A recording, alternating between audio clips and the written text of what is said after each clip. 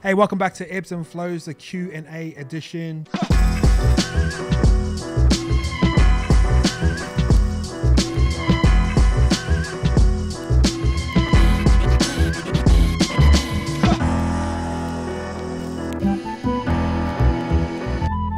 Question number one, what's your best advice with dealing with media?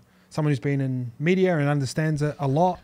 Like, how much has it changed from like 10 years ago when we were playing? Yeah. And then how would you dive into it now if you had your time over?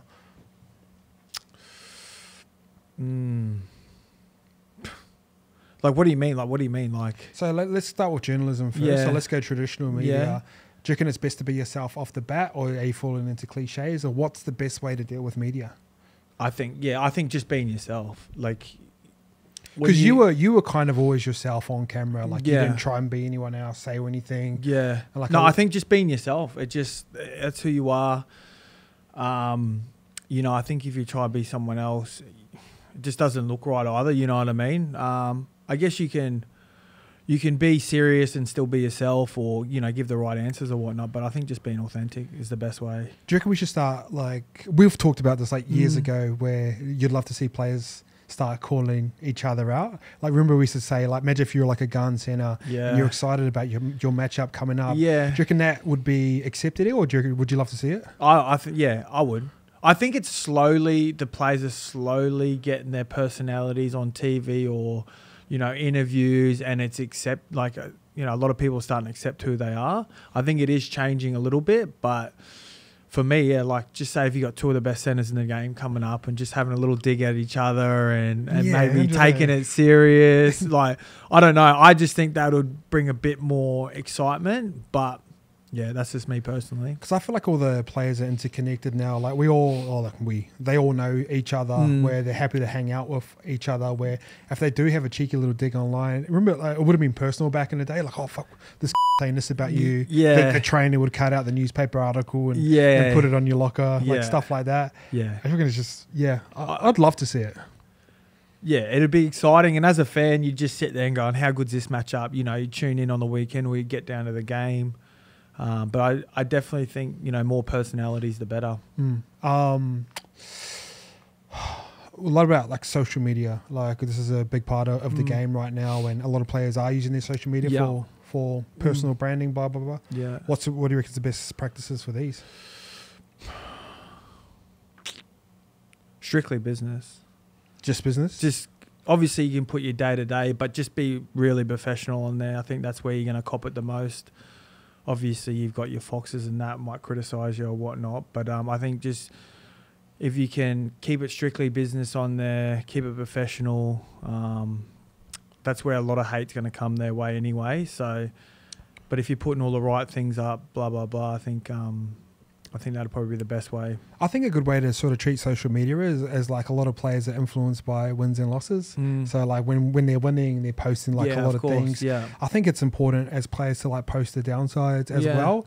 And for me, I'll probably go a little bit different to you, where I'd like to, like, you'd go professional all the time. I can add that human element to it. So when people do start to follow you, they understand, like, they're a dad as well. Like, I saw Chance Nickel-Clockstead, they just got pumped, but he's still posting about Mitchie Barnett's 150th, and he posts about his faith and his family. I think it's important to show all elements of you. But for me, I think players should just really maximize the leverage while they've got it, because you're never going to get this type of leverage again. Really. Like, I remember I left the game and I had like 2,500 followers. He used to take the piss out of me because I couldn't do swipe ups.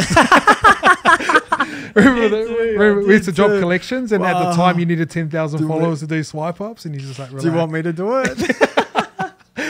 But I reckon just maximizing, using it.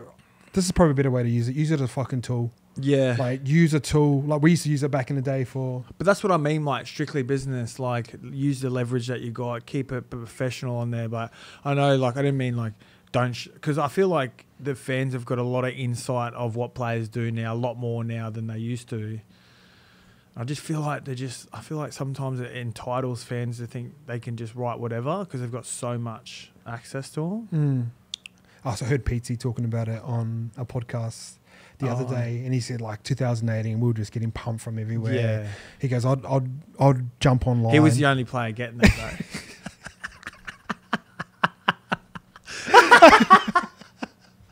and then he's like, "Oh, my missus is getting." Yeah, like, see what I mean? work. That's way too far. Like when people are coming at your missus, like, you know, it's gone way too far. You know. Yeah, and like races obviously the big one race too. is a big one. Yeah, but I think like one thing about social media is like keep something to yourself too. Like it might be your family or it might be your partner where that's not always online. And I know girls can like maximize the leverage while they've got it with partners as well and get like influencer deals and stuff like that as well. But I think it's important to have some aspects of your life behind the scenes that you just keep to yourself. 100%. Well, it might even just be a day where you might just fucking throw your phone away and get it. So media, just be yourself. Don't start calling some of the boys out.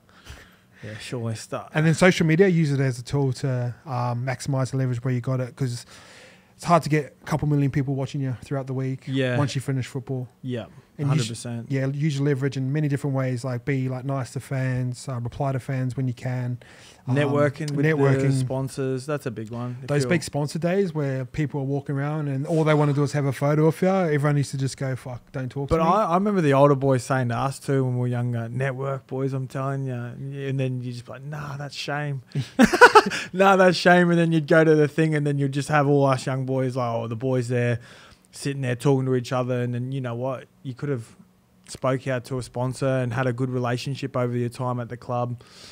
And, got some opportunities once you finish football, because once you finish, the opportunities are few and far. So that phone call that you used to get answered in like 2 rings, that goes to the answering machine after a while. Yeah.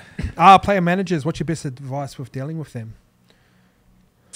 I can only speak from my experience. I had a pretty good relationship with my manager, but it was really only, around signing time.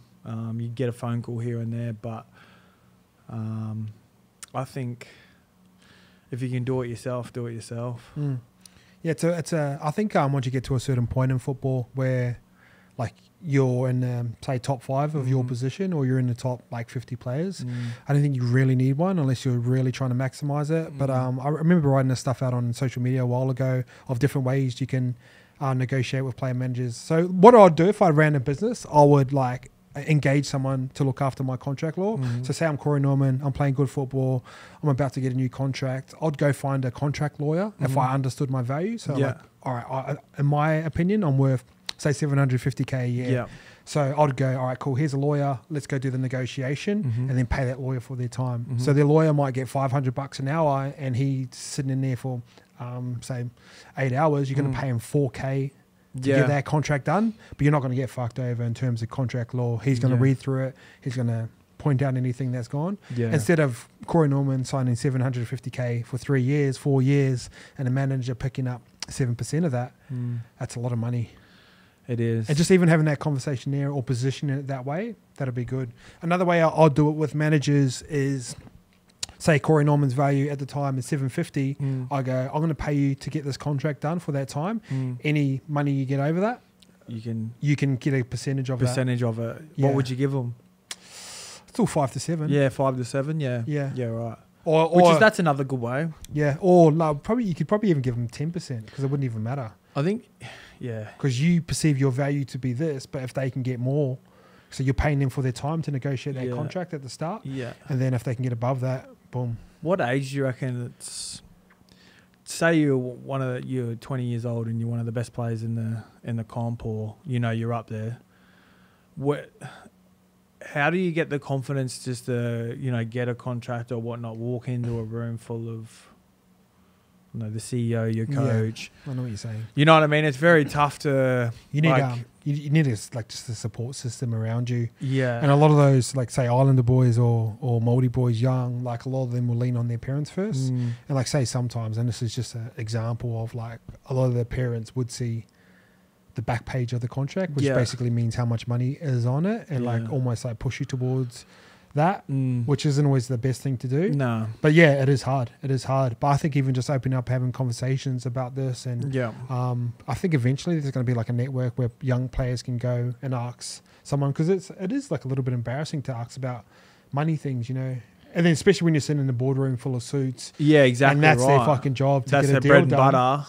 And they're just like, nah, or they're grilling you, why do you think this? Why do you think that? why are you entitled to this? It'd be pretty daunting. Yeah, for sure. And I've said in like boardrooms, and I'm quite confident in a person, but like just got chewing up and spat out. Yeah, exactly right. But again, if your foot, it comes back to everything. If your footy's doing the talking, then you can just do whatever. Yeah.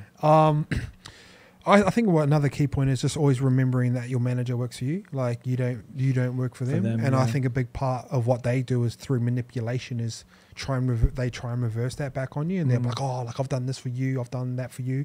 I think that's a sure tell sign of like a bad manager, where they try and manipulate you, and they do it through wording or like I got you this deal, like all that sort of stuff. Like be careful of those things. Yeah. And one thing that happened to me when I re-signed with Penrith is like he tried to quickly. So I was sitting on the table and I signed my contract for Penrith. He goes, sign here. And he goes, oh, he tried to quickly slide his contract in at the end of it. And he goes, oh, hey, this is my contract too. Like this is for the deal here. And I remember looking at it, I was like, well, how many more years did you have with him though? Yeah, I don't know. I can't remember off the time, but I remember he goes, I think he was trying to, he goes, oh, we've got this contract for you.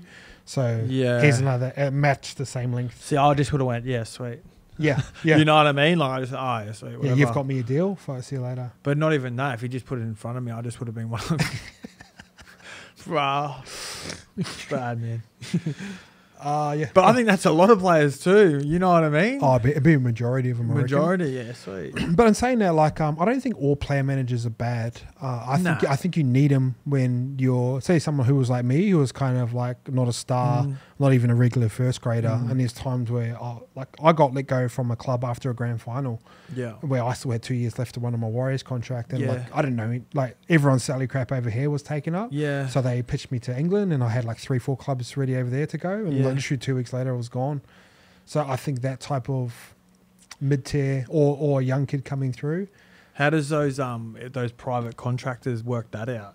If you're a middle tier player in and out, you know, you end up playing 100 or 150, 120 games. That's the hardest place to be, like in the middle, I reckon. Yeah. Like these guys. How do you go into like a contractor that doesn't really know about the football world and go, get me this? Yeah. You know? Yeah.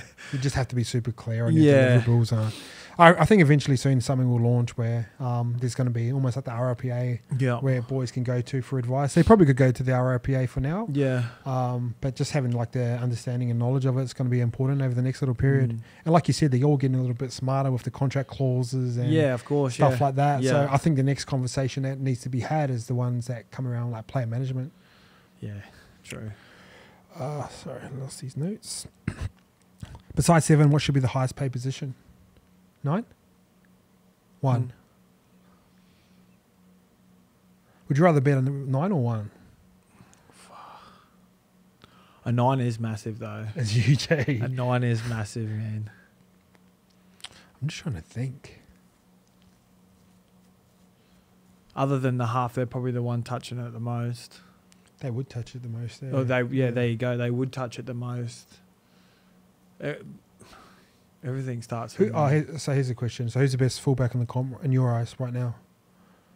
Reece Walsh? Just Reece Walsh, KP? Yeah. Would you rather have him or Harry Grant? One of them two or Harry Grant? Harry Grant. Yeah. I think so too. They're so important, man. They're going around the ruck, fix the markers up, know when to run. It just, like, especially as a half, if the job inside you's done, it makes it so much easier when you've got shape. Everyone's got into the right shoulders. It normally just unfolds for you. You know what I mean? Because they've done the job inside the ruck there. 9's massive. Well, that's Nathan Cleary or Harry Grant. Oh fuck. I'd go. You have to go Cleary. Yeah. Cleary. Yeah, I agree with Norms. I'd probably have a bet on an 80-minute 9. Because fullback, you can have the ball playing fullback, but if you don't have the ball playing fullback, you know, he's just a runner. It's still just like he's getting his meters, he's getting you on the front foot, he's in and around the ruck where, again, the hooker can dictate what he's doing in behind the ruck. So I think having a superstar fullback or a superstar hooker, it'd be probably, hooker. Yeah. It's people like let's say like Api Coruscant, who's probably a top 3 hooker. Like what he can do at West Tigers with what they've got. Yeah, where I don't think you could plug like Reece Walsh. If you took Uppy out and plug Reece Walsh or KP into the Tigers, he's not having the same effect. Nah, yeah, no. That's a good way to look at it. Yeah. Would you rather have 4 wingers or 4 centres? Probably wingers. Just so that you're saying the wingers are more important than a centre now? Just saying they can do both jobs, where some centres can't catch. You know what I mean? So if you got the wingers, they're all both around the same size now. They're all big. I reckon wingers could probably do a centre's job better than a centre could do a winger's job. Ah, yeah. You know what I mean? Yeah, because they get a little bit jittery. Finishes are massive. So, yeah, I think, winger could do a centre's job. Good take. I agree. Who's got the best uniform? Dragons is okay. You reckon? I reckon it's like, bro, when they got white boots on at the same time, I reckon their uniform's mad. I just think because they like, you know, when a team sucks and you're just like, oh, like the uniforms aren't as cool. Yeah. Like, to be fair, I don't even look at the uniforms. That doesn't bother me. Really? Nah. Roosters? Yeah. Bronx is sick when like Reece wears it. I was gonna say the Bronx, but biased as. Yeah. I used to like their old school uniforms too. Like anything. That vintage one they wore the other week was off its head. Yeah. Warriors is cool. Their vintage one too. Yeah. Yeah. Just trying to think. Titans got the shittest uniform. But you know what? How does not everyone want to move to the GC and make the Titans a gun team? How have they not been guns since they've come in? Yeah. I think they were good the first few years when they came in, but like, look at that place. It's like it's heaven up there. Do you reckon that's the trap? Yeah, 100%. It's too laid back, but you're playing in front of no one every week. When they went well, when they started going, when was it? 17 they went well? They were in the final or something like that. They were getting massive crowds there. Yeah. It's screaming out for a good team. It's got all the ingredients. Yeah. Do you know who they chase after, bro? Jerome Hughes. Apparently he's looking to get back up to Queensland. Oh, yeah. I've seen something on Insta. Someone was saying on the radio that he wants to go there. Yeah. But obviously Reynolds is leaving as well. It's like, but I don't think they'll be able to, like, Jerome would be worth close to $1 million now. Easy. And some. Yeah. Easy. And he's like, he went to PBC and stuff like that too. So I think he'd be a great marquee signing. If you're him, are you starting to recruit yourself as well? Yeah, might as well. Like you said, it's not a tough. It's like playing at the like Roosters. Obviously, they've got success money, great coach, good team. Manly, like them 3 teams should be the least hardest to sell. It's not like you're going to Canberra or like North Queensland. Yeah, exactly right. That's what. Yeah. Exactly Even New Zealand, like a lot of people get scared to go to New Zealand, even though it's like decent over there. Yeah. If I was him and I was going on the Titans, I'd be going, bruh. Like I'd be ringing boys like, let's go. Let's see if he can get there. 100%. It'd be good. That's all. If they might have won like 2 of the games this year if he's playing. Like, 'cause they almost beat Manly and they've been close to a few other games. They just need a 7. If you could trade places with one NRL player for the day, who would it be and what would you get up to? I know where your mind's going. I know where your mind's going. So what, I swap with them? Yeah. And I'm them for the day? Fuck. Are you going Jordan Riki on a Saturday?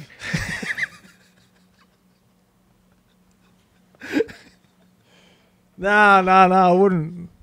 That'd be heaps boring. Nah, I don't know. Just be racy and jump in his DM, see what's going around for the day. Yeah, it'd be... I don't know, I'd probably take a different take on it. It's very mature of you. Yeah. Because that was you're going to get the obvious answer. Everyone knew what the obvious answer was there. What about like a player on game day? That'd be cool. Yeah. I'd love to see like maybe Cleary and his week preparation for what he does for a game. So I don't know. Well, I've never even met the bloke, I don't think. But like to be so young, basically what you see on TV. Like yeah, you know what I mean. Just to be like, see how professional he is, what he gets up to. I'd go KP on probably even like a cruisy training day where you play like edge on edge just to see what it's like to like get the ball in your hands and be able to have that type of nice. feat. Nah, you know what I mean? But like, or even like KP in the summer's day. No, you know what? Give me a forward because I'm the biggest cat, so it'd be nice to be a bit tough and want to get into the contact and see how actually hard it is. Yeah. Being a one of the top props. So yeah. Yeah, it'd be nice to have that bit of oomph behind you. Going into contact. But even like knowing you're coming off, how does that affect you? Like I couldn't think of anything worse playing and then coming off. I'd be like, I'm done, and then you got to go back on. Imagine if you're losing and you got to try. You know what I mean? It's different look, you know. Like it's a different feel from a halfback to a front row. So probably. Nah, give me KP in the off season on a summer's day, with a bit of touch in the arvo. Yeah, that'd be nice too. That'd be nice. Wake up, swim, coffee, get in the DMs. I wonder what they look like these days, man.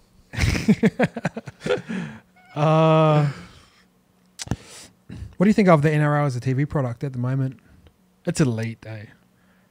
I think it's so good. That's why our attendance sucks. Exactly. Like literally, you got the best product sitting at home. Why would you want to go down the stadium? Be behind the goalpost. I think about that too. Like I was thinking of going to a Melbourne Roosters game on last Thursday, but it's like 8 o'clock on the Thursday. I'm just going, nah, it's too good at home. It is good. And the good thing about it is like all the media around it, say like Levels.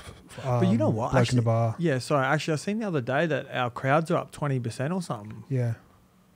Like Warriors, all their games seem to sell it. Manly got really good crowds at the moment. Yeah. A lot of people take the piss out of the Roosters crowds, but they actually get really good turnout. But it's just the stadium so big. Yeah. Okay. But their product is getting better, like on TV, and I think everything around it. Like I said, like Fox Sports do whatever they do. Yeah.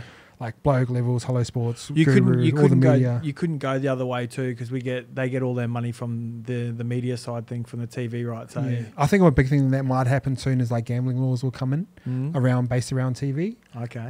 But all that money will just shift down into podcast land. Okay. Right. Yeah, because I think they're trying to change the laws as it is because it is in your face. Yeah, it is. Yeah. Yeah. It ain't gonna stop shit.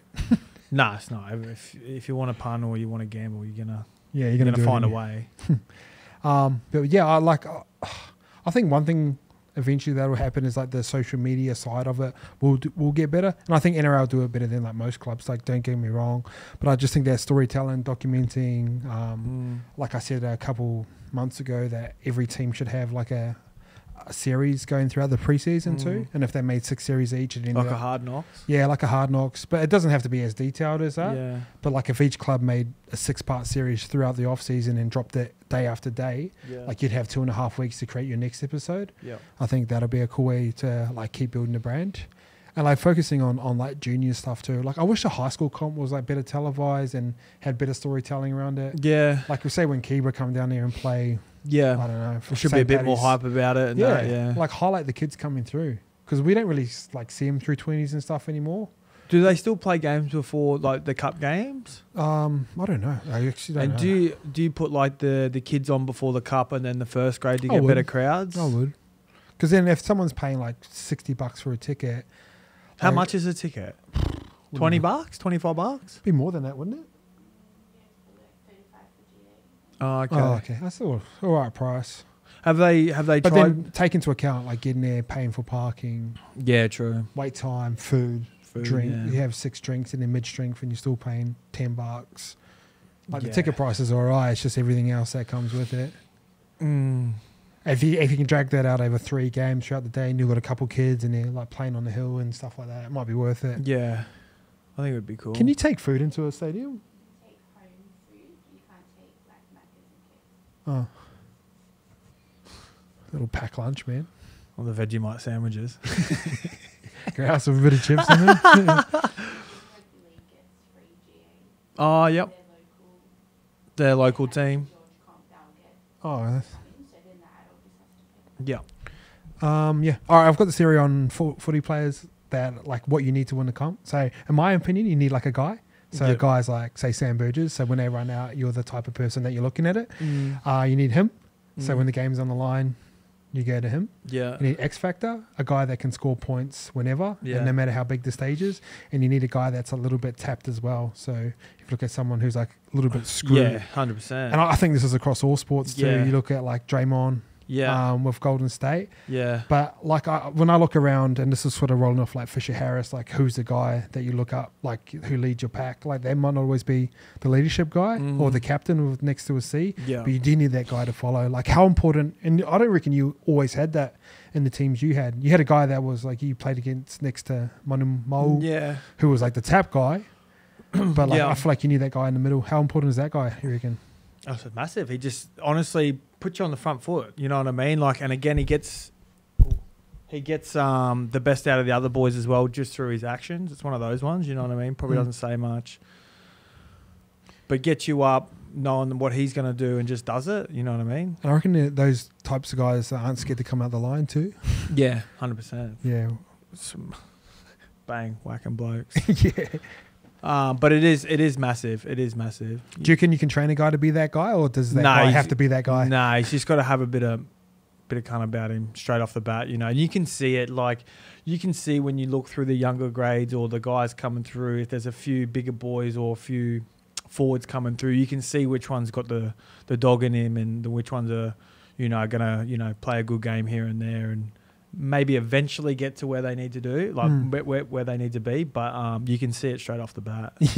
You know what I mean? It's like you either got it or you don't. Yeah, so. It's that nature versus nurture. It's more like natured, isn't it? Yeah. What about the last one, like tapped? So like I'll give you an example, like say like you guys, like when we played you guys, like because I knew Manu, like I was okay with him, but you're still fucking scared of him. Yeah. You look at someone like Penrith, they've got Liam Martin. You look at someone like the Roosters, they've got Spencer Lenny now, Jared, Victor. They're probably all a little bit too tapped. Yeah. But those guys are important too, just purely for fear factor, huh? Yeah, 100%. You get a good half and you got them, you just go, I'll go tackle him all day. The half starts to pull back from the line, pull back, play earlier. And again, they actually get you hyped as well. So they're very important. It's up there. Do you reckon, last question, with the Hetherington, say someone like Reedy who gets in a bit of a confrontation with Jack Hetherington, he goes through like, you know, I think Jack. So what happened there? So they both got Simbin. They were a bit of a tussle. Yeah. I think Reedy was talking a little bit too. And they went down the shed. Have you not seen the footage? No, actually, I have seen the footage, but not before what happened. Yeah, it's just one of those ones. Like they got into a bit of a thing like that. Reedy would have been mouthing off too. And that's the thing. Like I think with the new rules on the game where you can't like punch or anything, like everyone can kind of be tough on the field. But there's a couple guys that you wouldn't really want to fuck with. I think if you want to get rid of that, someone's got to come out and just put a couple on someone's chin, and then everyone will stop running in. So, but I think it's even in that when we're going down the tunnel, like when you were saying they were going down the tunnel and that, looked like Reedy wasn't even looking, like he was looking down, and when he got pushed, he was a bit surprised. Looked like he was half on his phone, Like he didn't even have a phone. And old mate was like laughing, bouncing around. So I don't know. It looked weird. Would have been funny if he just clipped him straight off the bat, Man, he thought no cameras could see me. Put one on his chin in the tunnel. Oh, that would have been crazy, Yeah. It did look weird because he was bouncing around like laughing. Yeah, it looked like he was mucking around, but then when he pushed him, he looked serious. Yeah, it'd be interesting to see what Reed says about it. Yeah. All right, guys, thanks for tuning in. Another Q&A. We'll see you guys next time.